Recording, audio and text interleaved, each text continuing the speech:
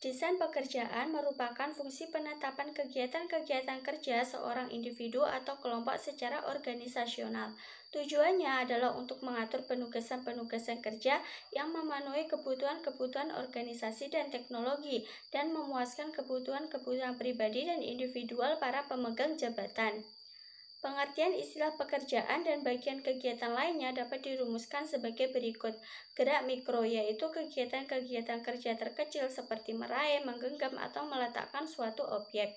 Elemen yaitu suatu agregasi dua atau lebih gerak mikro, kesatuan gerak yang lengkap seperti mengambil, mengangkut, dan mengatur barang. Tugas yaitu suatu agregasi dua atau lebih elemen menjadi kegiatan yang lengkap seperti menyapu lantai, memotong pohon, atau memasang kabel telepon. Pekerjaan yaitu serangkaian tugas-tugas yang harus dilaksanakan oleh seorang pekerja tertentu. Desain pekerjaan harus menetapkan berbagai faktor yang mempengaruhi struktur pekerjaan akhir. Keputusan-keputusan harus dibuat yang bersangkutan dengan tugas-tugas, apa yang akan dilakukan, siapa yang akan melakukan, siapa, kapan, mengapa, dan bagaimana tugas-tugas dilakukan. Desain pekerjaan menetapkan secara lengkap isi pekerjaan dan tanggung jawab pekerjaan para pekerja. Faktor desain pekerjaan yang pertama, siapa karakteristik mental dan fisik tenaga kerja, apa tugas yang akan dilaksanakan, di mana lokasi geografik organisasi, kapan periode waktu, mengapa misi dan tujuan organisasional, bagaimana metode pelaksanaan kerja. Pengukuran kerja. Pengukuran kerja adalah jumlah waktu yang harus digunakan untuk melaksanakan kegiatan tertentu di bawah kondisi kerja normal. Ini sering disebut standar tenaga kerja atau Faber standar. Standar-standar yang telah ditetapkan dan reasonable mempunyai berbagai kegunaan, termasuk pemuasan kebutuhan karyawan, penyediaan ukuran prestasi bagi organisasi, dan mempermudah operasi-operasi organisasi. Tanpa adanya petunjuk waktu standar akan mengakibatkan biaya-biaya tidak dapat diperkirakan, dan oleh karena itu harga-harga tidak dapat ditetapkan. Evaluasi prestasi atau pelaksanaan suatu kegiatan tidak akan mungkin dilakukan karena tidak akan ada basis pembandingnya. Rencana-rencana insentif dan program balas jasa menjadi tidak dapat diperkirakan dan juga menyebabkan anggaran tidak dapat dibuat. Terdapat 5 metode penentuan waktu kegiatan yang dapat digunakan sebagai dasar penetapan standar-standar, yaitu pendekatan historikal, studi waktu, data standar, data waktu standar yang ditetapkan sebelumnya, dan pengambilan sampel kerja. Pendekatan historikal untuk mengestimasi pelaksanaan kegiatan di waktu yang akan datang pada umumnya merupakan praktek yang kurang efektif karena hanya berdasarkan data-data historik yang sering subjektif, tidak konsisten, dan tidak memperhatikan rating faktor. Oleh karena itu, perusahaan sebaiknya menggunakan metode-metode pengukuran yang lebih formal dan didasarkan data-data yang lebih terorganisasi. Yang kedua, metode studi waktu. Dengan penggunaan studi waktu, seorang analis mengambil suatu sampel kecil dari suatu kegiatan karyawan dan menggunakannya untuk menentukan suatu standar bagi organisasi keseluruhan. Yang ketiga, data standar. Penggunaan data standar menyangkut konsep tentang bank data. Suatu sistem data standar merupakan tabel-tabel yang diberi waktu pelaksanaan operasi-operasi yang umumnya digunakan dalam berbagai aplikasi. Sistem data standar berguna bila ada sejumlah operasi yang berulang-ulang dan hampir serupa. Yang keempat, predetermined time data. Metode penetapan standar-standar karyawan ketiga adalah dengan menggunakan data waktu yang telah ditetapkan sebelumnya. Metode ini berdasarkan atas gagasan bahwa semua pekerjaan dapat diperinci menjadi serangkaian gerakan dasar.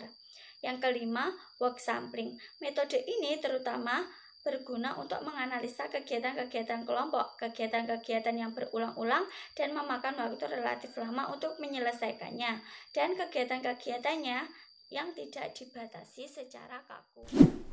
Teknik-teknik pengukuran kerja dapat digunakan untuk berbagai tujuan, yakni sebagai berikut.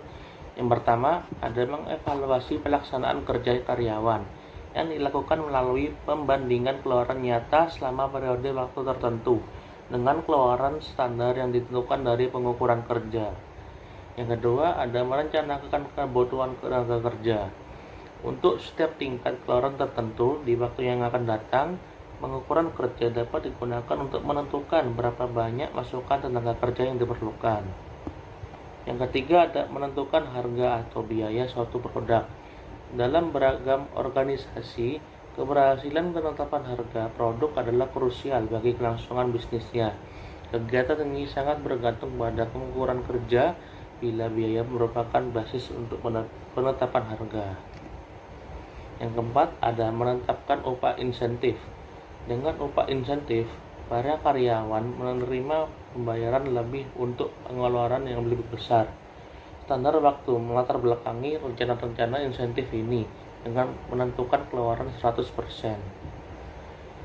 Selanjutnya ada pengelolaan tenaga kerja dalam operasi-operasi. Tujuan pengelolaan kerja adalah meningkatkan produktivitas yang mencakup biaya, kualitas kendaraan, dan fleksibilitas. Dalam hal ini, perlu dicatat bahwa tujuan manajemen tenaga kerja adalah bukan untuk memaksimumkan performance, tetapi mengoptimalkan pelaksanaan kerja karena adanya berbagai batasan constraints yang melingkupi operasi organisasi. Berbagai prinsip yang perlu diperhatikan dalam manajemen kerja adalah yang pertama ada memadukan karyawan dan pekerjaan. Prinsip ini mengandung arti bahwa orang-orang harus dipilih untuk pekerjaan atas dasar berbagai perbedaan karakteristik dan preferensi individual. Ini juga berarti bahwa pekerjaan harus dirancang untuk tenaga kerja yang tersedia agar tidak terjadi over-designed atau under-designed. Kedua, ada menetapkan standar-standar pelaksanaan kerja. Standar-standar pelaksanaan kerja harus ditetapkan untuk semua pekerjaan agar tanggung jawab dan apa yang diharapkan dari para karyawan jelas. Yang ketiga, ada memberikan penghargaan atas prestasi kerja. Bila standar-standar telah ditetapkan, manajemen perlu memberikan penghargaan kepada karyawan yang dapat mencapai atau melebihi standar untuk memotivasi kerja mereka. Penghargaan dapat berwujud pujian, kenaikan upah, bonus, status, promosi, dan sebagainya. Yang keempat ada merumuskan secara jelas tanggung jawab karyawan. Bila tanggung jawab pekerjaan tidak jelas dan berubah-ubah, maka para pekerja akan frustasi. Hasilnya dapat berupa kualitas rendah, produktivitas rendah, dan konflik di antara individu atau pekerja. Selanjutnya ada manajemen tenaga kerja ke Jepang. Salah satu ciri terpenting manajemen Jepang adalah pertama ada sistem memperkerjakan karyawan selama seumur hidup atau lifelong employment yang mencerminkan adanya komitmen yang besar dari pihak perusahaan untuk mempertahankan karyawan maupun komitmen karyawan dengan perusahaan yang mendorong karyawan untuk berpartisipasi dalam manajemen. Kedua, ada setiap karyawan yang wajib memasuki perusahaan tetap wajib masa pendidikan antara 2 bulan sampai 2 tahun. Pendidikan dasar ini dilanjutkan lagi dalam pendidikan jenjang karir, baik melalui pendidikan tambahan maupun melalui sistem rotasi dan dari bagian satu ke bagian yang lain. Ketiga, ada membuat keputusan dari bawah ke atas. Proses pembuatan keputusan biasanya terjadi dalam pembicaraan dan diskusi tidak resmi pada tingkat manajer menengah pada waktu istirahat atau jam-jam makan. Distribusi dan pembicaraan ini lebih banyak ditujukan untuk mengetahui fakta serta sikap masing-masing dengan menghindari pendapat-pendapat pribadi hingga muncul suatu gagasan dari kelompok. Yang keempat ada hubungan yang serasi antara karyawan dan pimpinan. Memperlihatkan kesulitan yang dihadapi oleh para bawahan, tidak diadakan perbedaan dalam status dan kedudukan antara atasan dan bawahan. Komunikasi intern di dalam perusahaan sangat terbuka, baik komunikasi vertikal antara atasan dan bawahan maupun komunikasi horizontal. Berikutnya kompensasi. Kompensasi merupakan pembayaran finansial kepada karyawan sebagai bentuk balas jasa atas pekerjaan yang telah dilakukan dan sebagai motivator kegiatan pekerjaan di masa yang akan datang. Dalam pemberian balas jasa atau kompensasi, manajemen perlu memperhatikan prinsip-prinsip keadilan yang dinilai secara relatif oleh para karyawan dengan perbandingan satu sama lainnya. Perbedaan-perbedaan penilaian ini dapat berupa perbedaan tanggung jawab, kemampuan, pengetahuan, serta beban pekerjaan.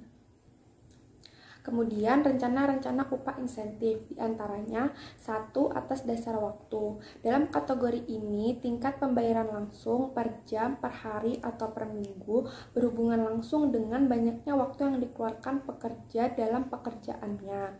Contohnya, apabila upah per jam adalah 1.000 dan dalam seminggu karyawan dapat bekerja selama 40 jam, berarti di akhir minggu pendapatan yang diterima sebesar 40.000. Kedua, atas dasar unit keluaran. Dalam kategori ini, penilaian berdasarkan atas prestasi kerja atau jumlah unit yang dapat dihasilkan. Misalnya, apabila dalam sehari karyawan dapat menghasilkan 100 unit dengan harga per unit Rp30, berarti pendapatan yang diterima selama sehari sebesar Rp3.000. Ketiga, atas dasar jam standar. Dalam kategori ini, setiap pekerjaan harus memiliki waktu standar yang ditetapkan untuk mengerjakan pekerjaan-pekerjaan tersebut.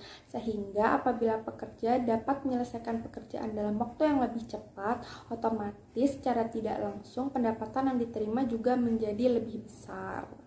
Keempat, pembayaran tidak langsung. Jenis-jenis pembayaran yang termasuk dalam kategori ini diantaranya adalah pembayaran premi asuransi oleh perusahaan, cuti, tunjangan pensiun, dan pendapatan bonus. Bentuk pengelolaan karyawan selanjutnya adalah keamanan dan kesehatan karyawan. Perusahaan penting memperhatikan hal-hal ini untuk memberikan kondisi kerja yang aman dan sehat, serta sebagai bentuk tanggung jawab atas kegiatan-kegiatan tersebut, terutama pada pekerjaan-pekerjaan yang memiliki resiko kecelakaan yang tinggi.